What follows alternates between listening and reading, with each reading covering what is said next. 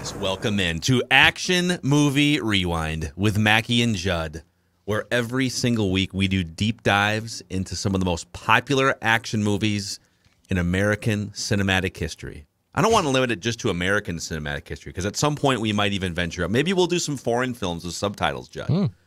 We'll keep it under 2 hours for you. I'm busy those weeks. Yeah, I'm busy those weeks. Subtitles, I'm out. We do way too deep dives into some of the most prominent popular action movies of all time, and we have stumbled into Gone in 60 Seconds, boys, a remake of the 1974 original. This one starring I did not know that. This is a remake? This is a remake of a 1974 original. Yeah. I had no idea. I'll just let you process this here. I think the original one had a $150,000 budget or something, just like no budget at all whatsoever.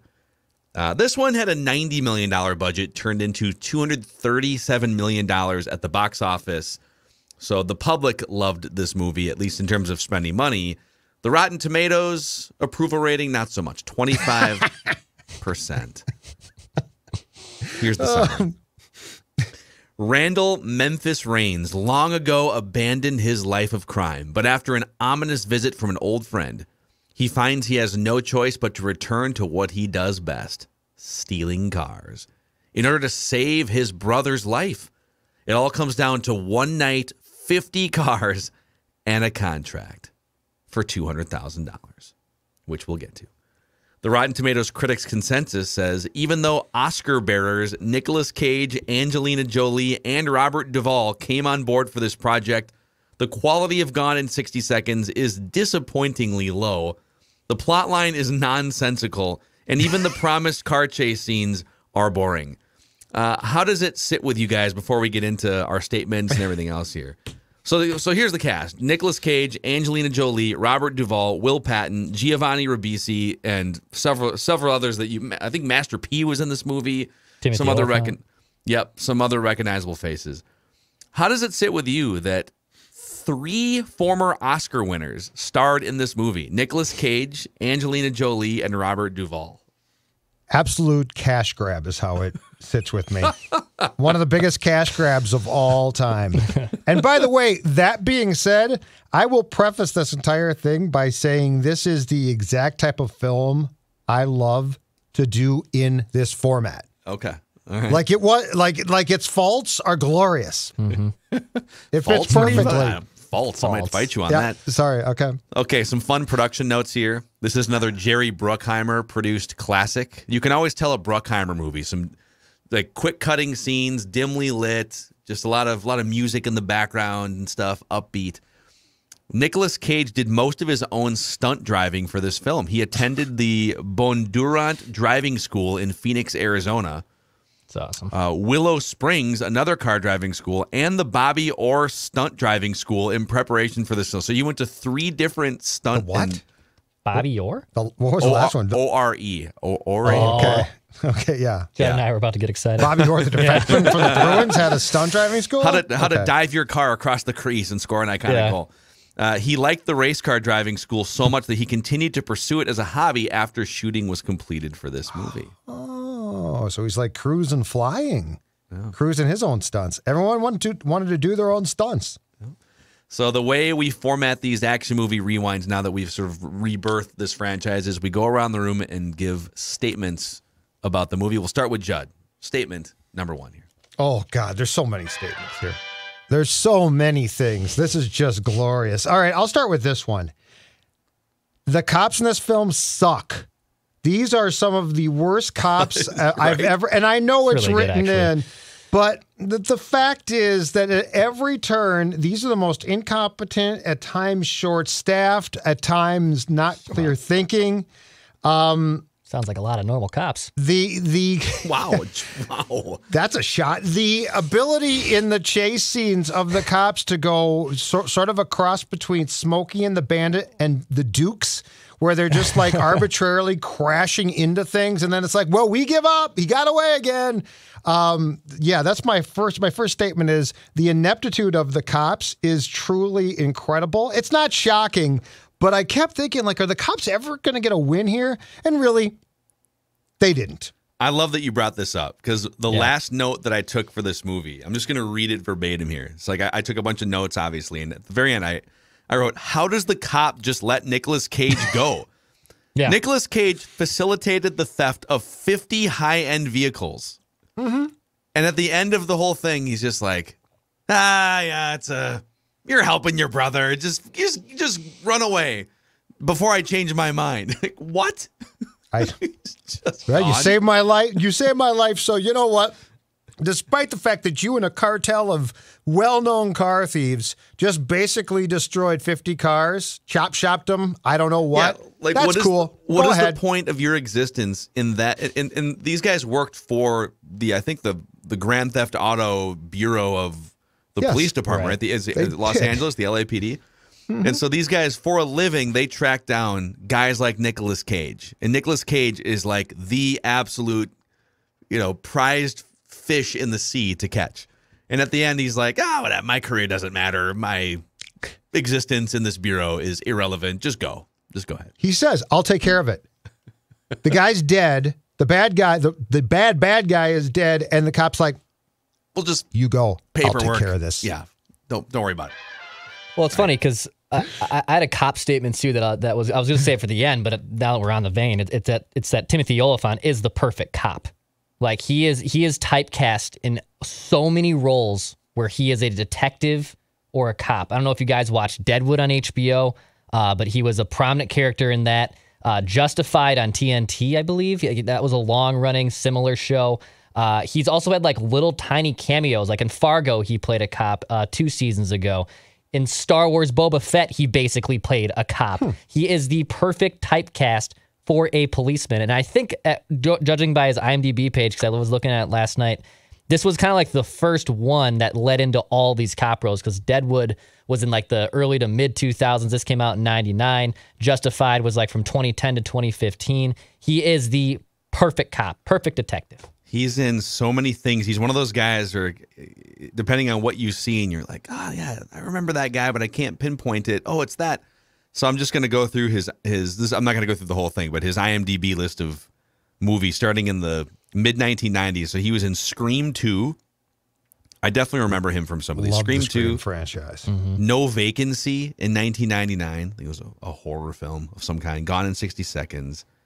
Rockstar in 2001. The Girl Next Door. Great movie.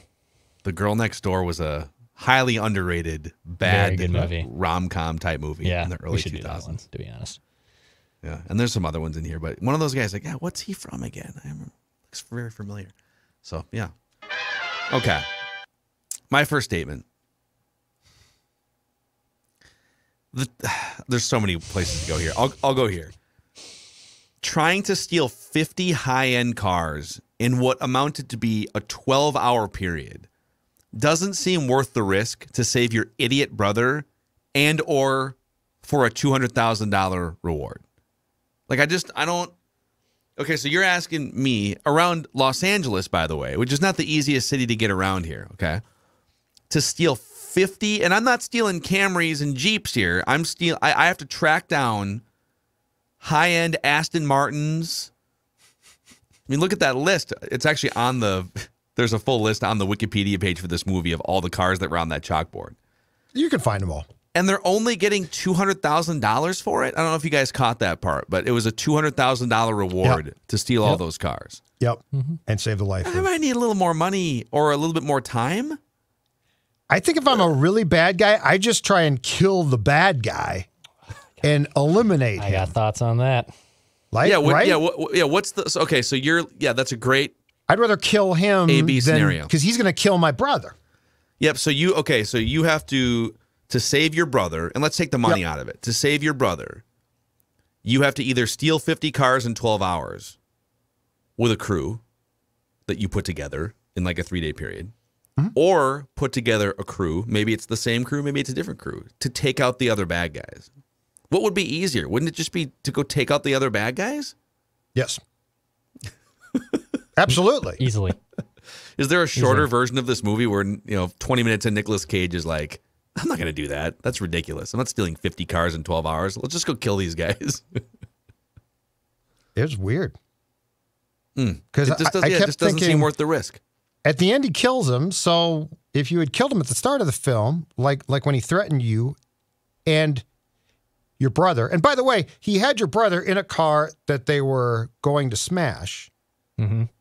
And so like he was going to kill him. Like there was no question. So I think at that point you've got to take on his crew. But anyway. What if you just let your brother die and didn't go through with the 50 cars in 12 hours thing? Neither of you have brothers either, right? I'm Yeah, an only child, and that's You're an definitely only an only child. child I wouldn't thing let my to say. brother die if I was a Totally. big brother.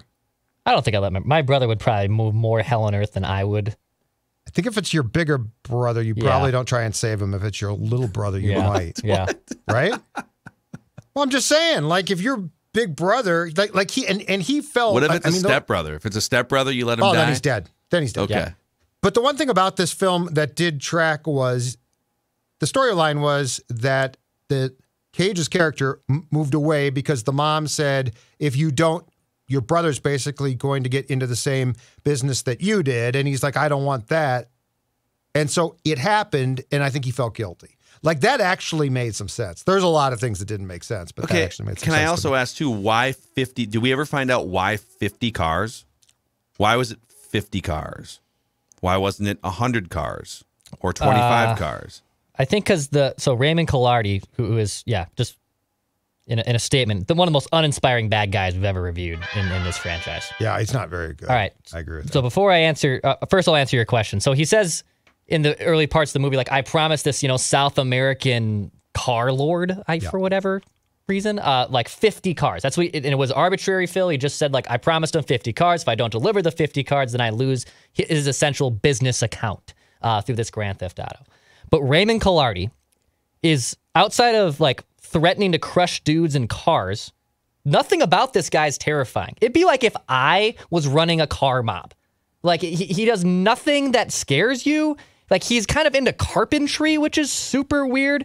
In fact, on his Wikipedia page for this movie, Raymond Collardi is a ruthless and cruel gangster with a passion for carpentry. That's the first sentence on his Wikipedia page.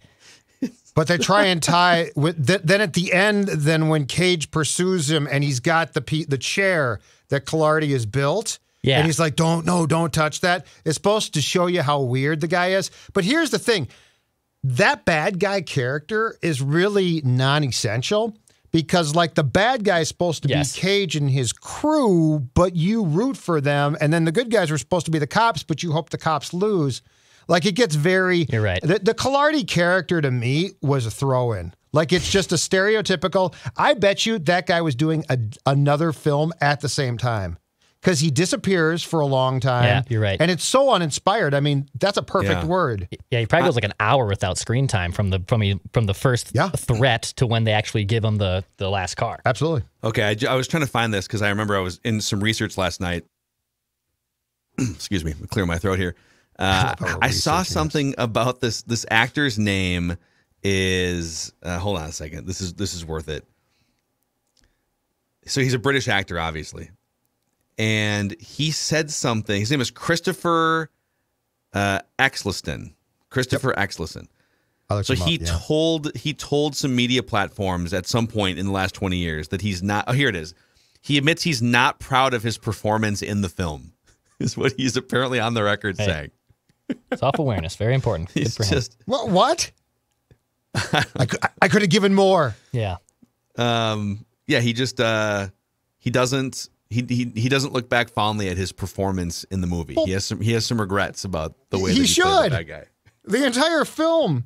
The entire cast. I mean, when he thinks about it, like, the cast is pretty dang good. Like Scott Caan, Angelina Jolie. No, it's great. Nicolas Cage. Like, there's some good actors in this movie. There's 3 Oscar winners in this movie. But what Phil read is exactly right. Yeah. Like, for the star power, it's really not that. Like, it's surprisingly mailed in by too many of them, I thought. All right, back to Judd here. Sick statement. All right. My next statement is this. The nonsense started early. So, like, at first, I'm like, okay, what was the first thing where like, this film was like, no way? And it was... when Ravisi's character and his crew initially, before they get in trouble, they steal a car from like a Porsche dealer, I think? It's something like that. High end. think it was a Ferrari dealer or something. Yeah. Yeah. So anyway, he decides to go out the window of the dealership. So he's going to gun it because the guy who's with him is like, you're not going to do that, or you're not going to do what I think you are. And he's like, yeah. And they go right through the plate glass window. All right. The car has no damage. So like the car gets out into the road. There's no grill. Like I looked at the grill, like you can briefly see it. The car that lands in the road and drives away, like the front end would be mangled. Like you just went through a solid plate glass, and those cars are what, like fiberglass or something. It's not like they're big cars. Yeah, they're not a... That car was in perfect shape. And at that point I said, oh my God, this is going to be a film that has more unbelievable scenes. And you know what? It lived up to expectations. I think it absolutely did. That was one of the things that, my OCD and anxiety was triggered a little bit just as the clock was counting down and they're trying to steal these 50 cars that, oh my God, he dinged the side view mirror. Oh man, they're going to have to repair that. I just kept thinking about, there's a nick and a scratch. I don't know if they're going to accept this one in the condition that it's in. That poor Mustang would have fallen apart by the end of the chase. Okay, real quick here, my next statement, because it's in line with everything we're talking about here. The timeline doesn't seem realistic. So 41 hours left. Yep. And they start looking at the list of 50 cars for the first time. They put it up. They got the list. They got the chalkboard. Everything. So 41 hours until they have to have 50 cars stolen, and they now have the list of cars they need to steal. And Nicolas Cage, they start doing research. Nicolas Cage goes into a dealership at one point. So they have to finalize a list of addresses. They hack into, by the way, they almost just dismissed Nicolas Cage's brother came and said, hey, I got a crew of guys. I'd love to help you with this. It's my life on the line. Nicolas Cage is like, you need to back off. You've already screwed enough things up here. We got you covered, right? Well, then they lean on his friend, who's the computer hacker guy, to get into the DMV database to get a bunch of addresses and stuff. Like, what would they have done without computer hacker guy? And what was Nicolas Cage's plan to get a full list of addresses and stuff? That's what I want to know. You're about to dismiss this dude, and he becomes an integral part of you getting the list of addresses. So they don't actually, they get the addresses, and they have to go and scout out where these cars are to make sure, okay, so this car is over here in this impound lot. These cars are in this little warehouse over here.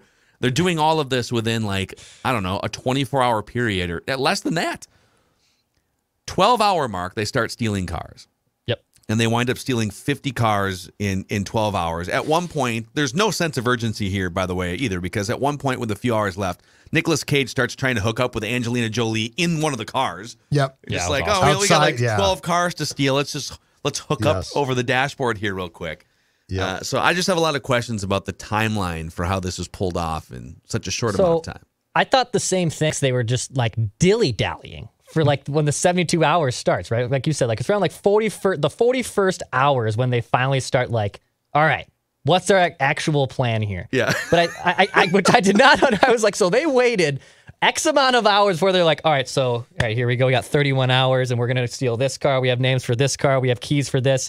But I think to the point, though, of them waiting at the last second, especially with the 12-hour mark when they actually start stealing the cars, is if probably the longer the car was like off the lot, the more likely the car would probably be tracked, right? They explained that too. That was probably, yes. And yeah, that was their thought process of if they're going to do it that way, that's why we're waiting so long. But I would also think he calls like a few guys. He has all that list of dudes where he's calling his like buddies to try to figure out who to do it, and only 2 show up. Only the driver's ed dude and the weird morgue guy are the ones that show up to help him. I thought more people would come out to help him outside of the henchmen.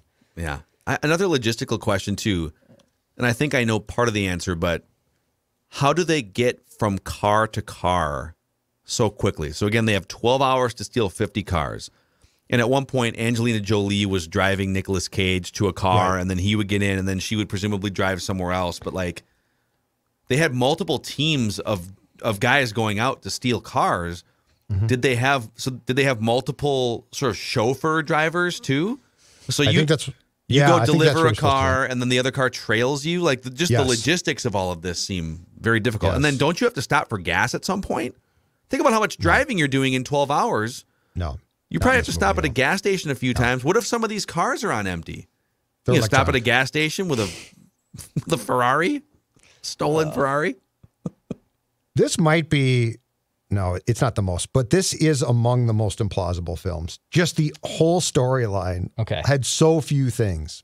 All right. I have a statement almost exactly on that. Okay. So I'm not a big disclaimer. I'm not a big car guy. Like I've never been someone who gets just like, I have to go see a car, look out the engine at that 6-cylinder, look how fast it goes 0 to 60. I have a lot of friends who are super into cars. Does absolutely nothing to me. When they give me crap for liking wrestling, I say, you like cars. Okay? Like we're allowed to kind of like what we like here. All right? That just a little disclaimer before I give the statement. But my statement is, I think you could convince me to steal some cars. What? I think if it was the right guy like Nicolas Cage and we were stealing like some sweet fast cars and the plan was solid, I think you could convince me to steal some cars. They make it look so fun and sexy, and it's not. It looks so much fun. I think I could do it. Oh, no, you would. You'd pee your pants. So would I, by the way.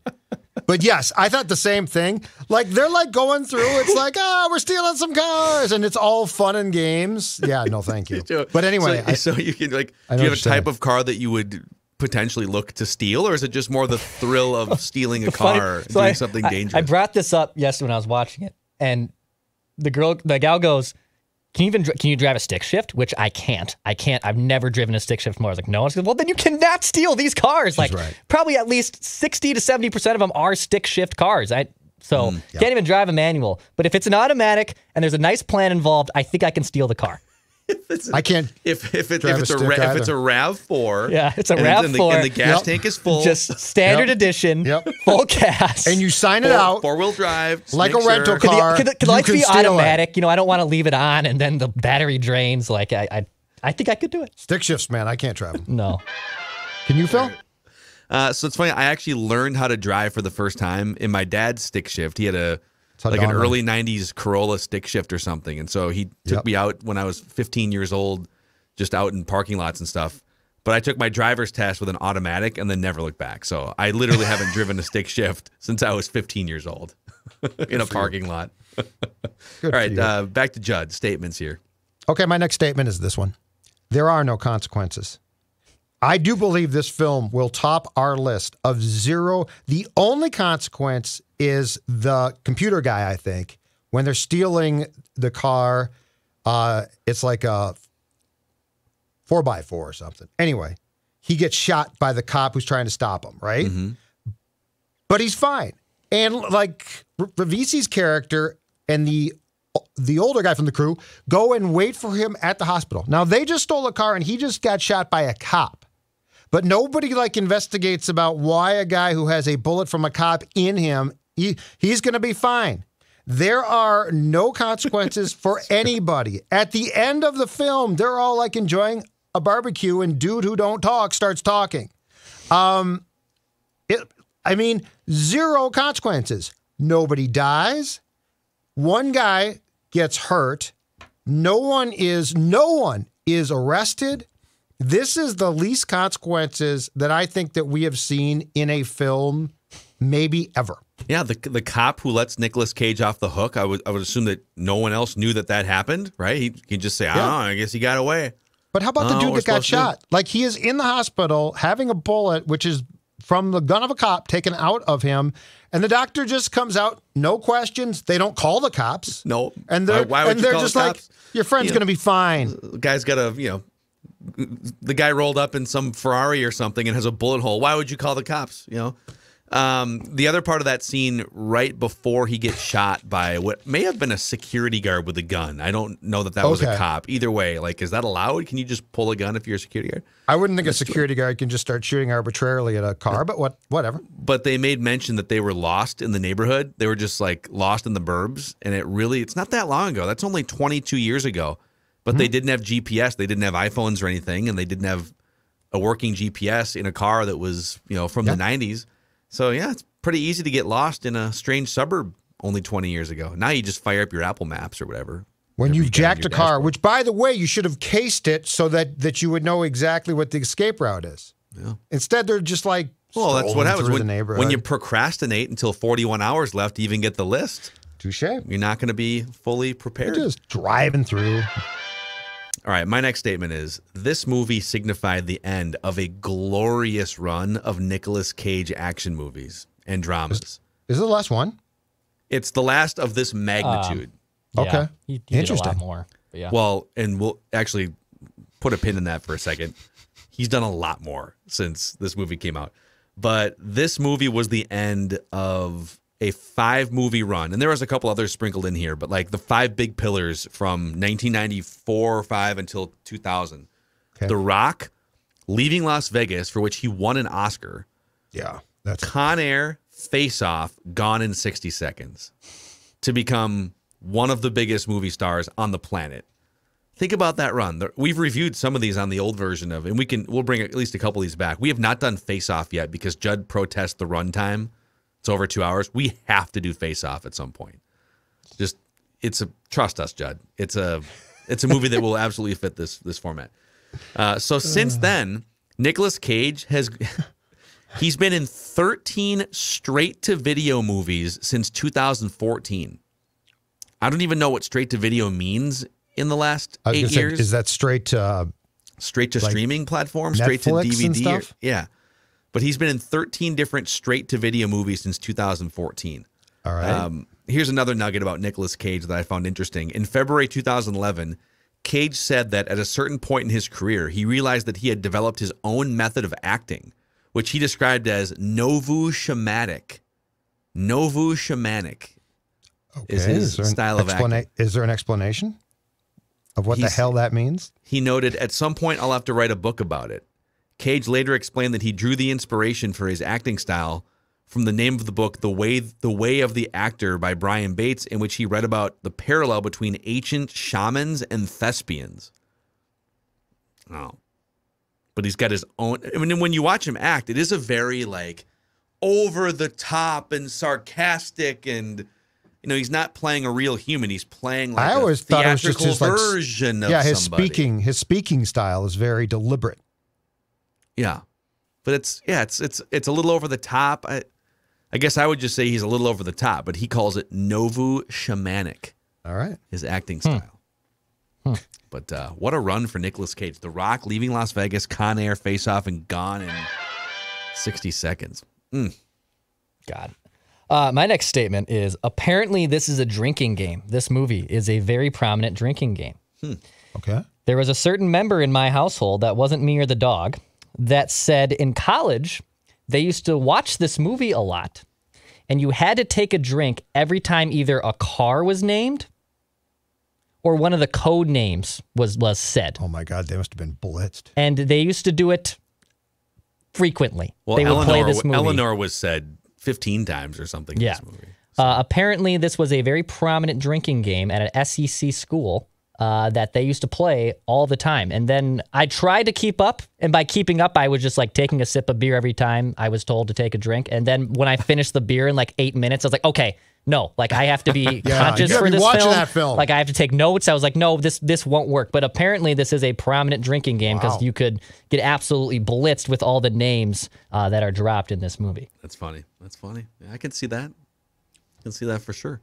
All right, Judd. Unappreciative punks. So the old crew is trying to save Nicolas Cage's little brother's life, right? And like they're trying to get that entire crew that's screwed up off the hook. And at every turn, these guys question him. What are you doing, old man? What's going on here? And like, until the very end, there's like, no, hey, you know what? Thank you very much. Because we might all die.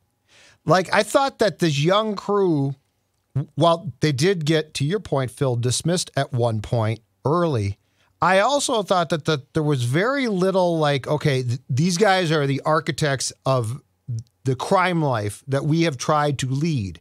And so we're going to like watch them and be appreciative. And instead they're just sort of like, yeah, whatever. I found that to be, because those kids were all going to basically die if this went wrong. Yes. And they were just not appreciative. Here's another question, okay? We already established that the main villain, the British gangster guy, just wasn't really that menacing. how wide was his network of enforcers? Like, couldn't you just, with how slick you are at stealing cars and evading police officers, right? Like, you guys are professional car thieves. Couldn't they just go somewhere else? Like, couldn't they just, like, go to New York and live? Again, it just feels like, yes. Okay, if my options are steal 50 cars in 12 hours, Yep. flee the state and just go hide somewhere else, or take the fight to them and maybe kill them first. I don't know. It just feels like they chose the biggest mountain to climb. Couldn't they just move to Dallas or something? Well, yeah, get out of town. Exactly right. Get out of town. No. Oh man, it looks like we screwed this one up. Let's move from Los Angeles. Yep. I don't know. Anyhow, my last statement, I don't know about you guys, but I feel like America had an unhealthy obsession with glorifying reckless driving during this era. Yep. So here's a short yeah. list of the things, movies and video games that were wildly popular in this like late 90s, early 2000s period. Great call. Gone in 60 Seconds, Fast and the Furious, Grand Theft Auto, the video game came out.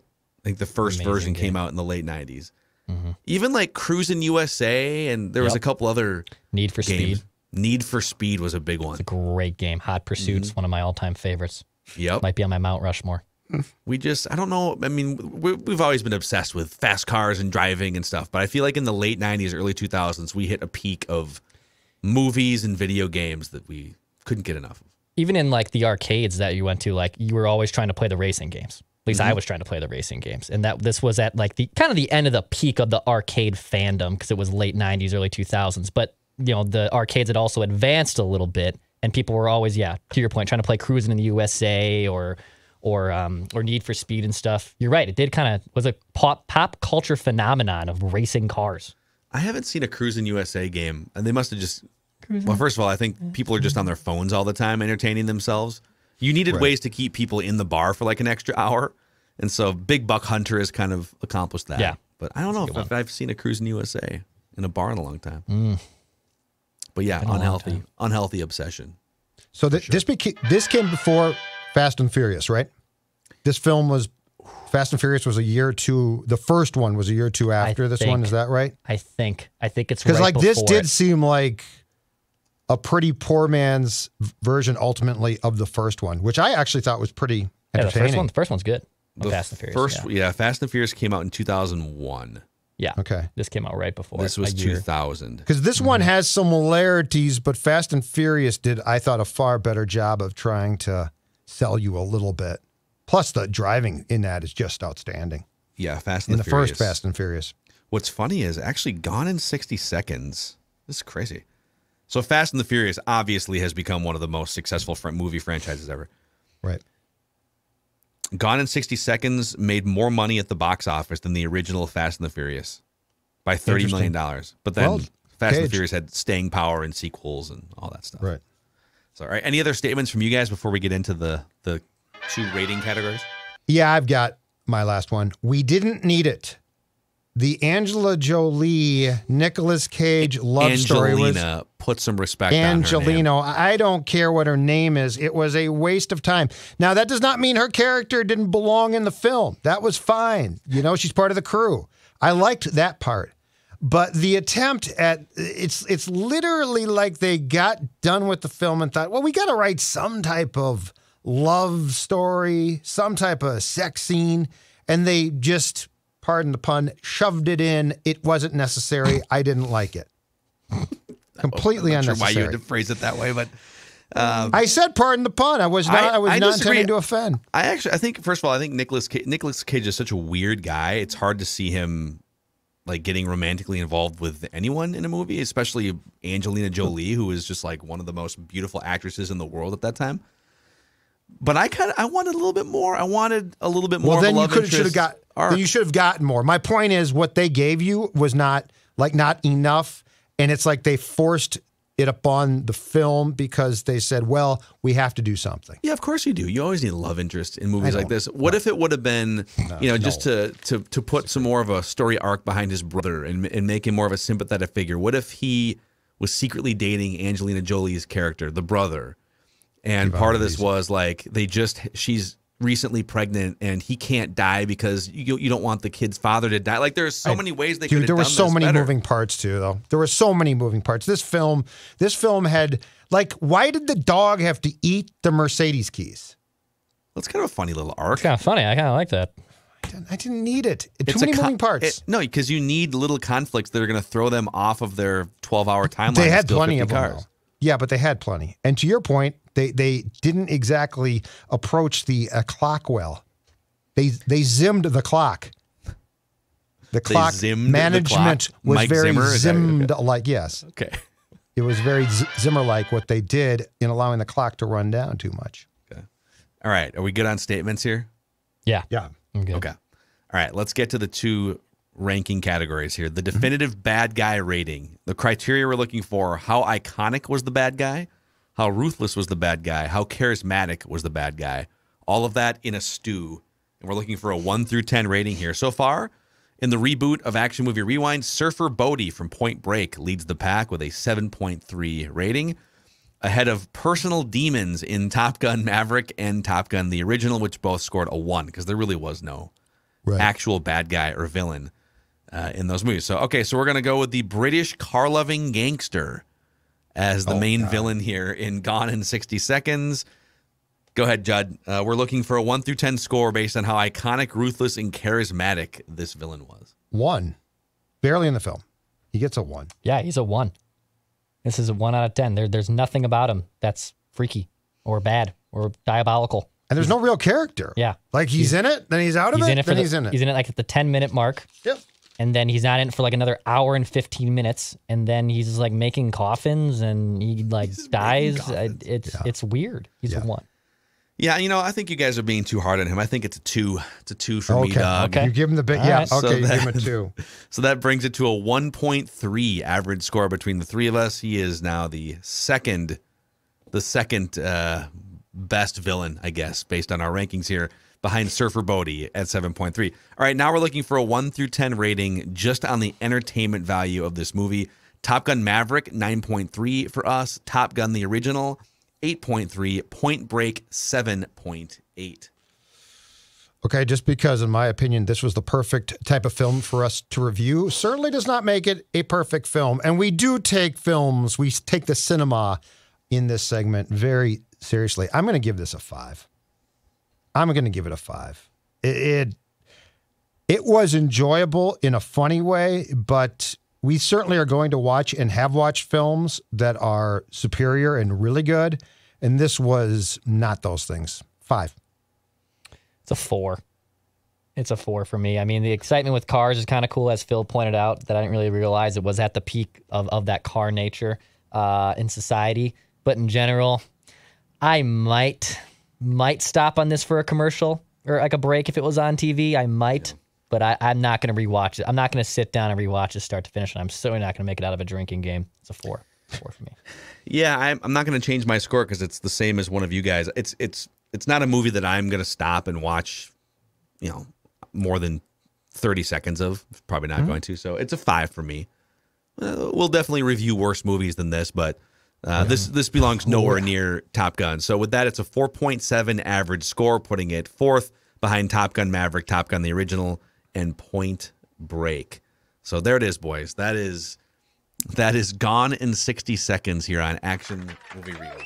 Question, is this, of the films in the Cage heyday, Phil, that you just ran through, is this easily the worst?